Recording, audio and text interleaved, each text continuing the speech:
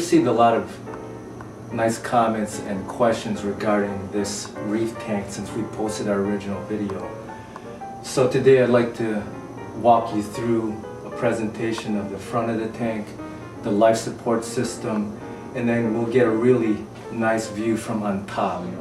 And this tank is heavily fed, so the questions regarding how often do we feed reef tanks, well, this particular tank, as we'll show you a few minutes later when we show you the life support system, it is heavily fed and heavily dosed. So there's a lot that goes into it, and it's a lot of care and time involved to make it look this way.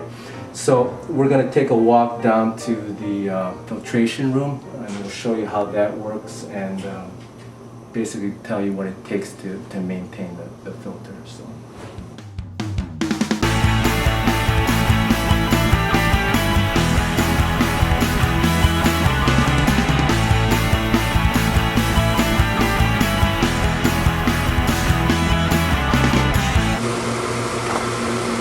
So even though we walked a few hundred yards from where we were at originally in front of the tank to this location, the life support system, it's actually right below the tank. So the head isn't as far as you think it is. And I'm basically going to start to show you the crux of the system and then all the special features involved with it. Right here we have a tandem set of 200-gallon sumps, which we daisy chain together. And we believe that ideally if you run a water change, it'd be great if you could just leave the system running and not have to turn everything off. And the beauty about the way this is set up is it allows us that feature where I can have the system run as usual, still do a nice percentage water change and never have to turn one pump off, which is great. The two main return pumps right here, the reflow pumps that return water via 1.5 inch piping all the way to the tank. One pump will feed the two sea swirls, which we'll see in a few minutes, and then the other main return pump feeds a manifold that has 3 individual lock line adaptations to create middle and lower current into the system. This pump here, its sole purpose is to run the chiller, or run the feed water through the chiller, which is about 15 feet down there. You'll see a 1 horsepower chiller. We've taken the shroud off. No one will ever see it. It helps to ventilate the chiller a little bit better.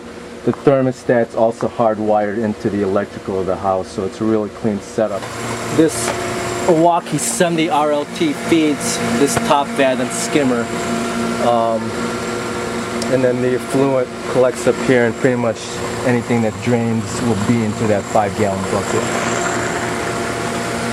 Probably the number one, or probably the main reason the tank looks so healthy is the fact that I originally said that the tank is heavily dosed and heavily fed. The dosing aspect is taken, responsibility goes to this dosing system. The owner actually takes the care and feeds the coral via what they call a sea squirt, or a really large turkey baster. She'll put phytoplankton and zooplankton in the tank, and she'll feed the corals individually. But the other types of minerals are dosed with this system. It's basically a 5-gallon sump. We've stuck a power head in there just to mix the water constantly, and then the dosing pumps right here. And then it's just trickled back into the sump, and then through trial and error we found out the exact requirements of the system.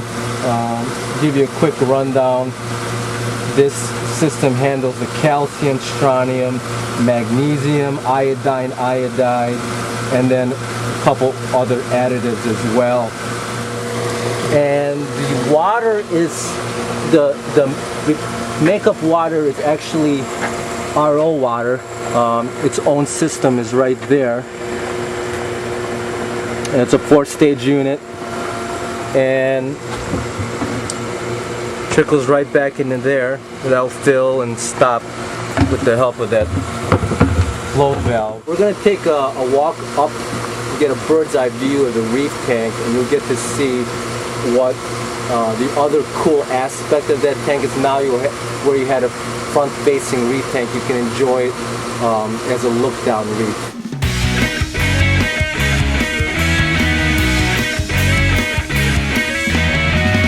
Each of these fixtures contains two 400-watt metal halide bulbs, 10,000 Kelvin rating, and then the actinic lighting is handled via 4 65-watt power compact fluorescent bulbs.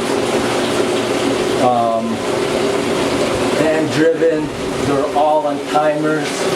We have a total photo period about 10 hours. 10 hours of actinic and then 8 hours of the metal halide. And you really get to see what I was originally talking about, the dimensions of this tank. It's an illusion. It doesn't look that big, but as you can see, it's a big monolithic type of tank. Very thick acrylic, 1.25 acrylic. So, and for the most part, the tank stays really clean.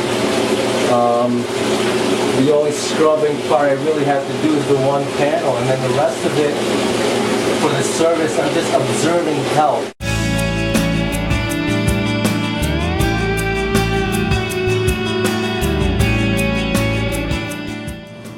So now you've gotten an in-depth look at what it takes and what you need to get something like this up and running in the shape that it is. These lights have been on a few hours. Probably towards the tail end of the evening, you'll actually see more polyp extension and growth out of the corals. But if any of you guys have any in-depth questions about anything you've seen, feel free to email us, and thanks for watching.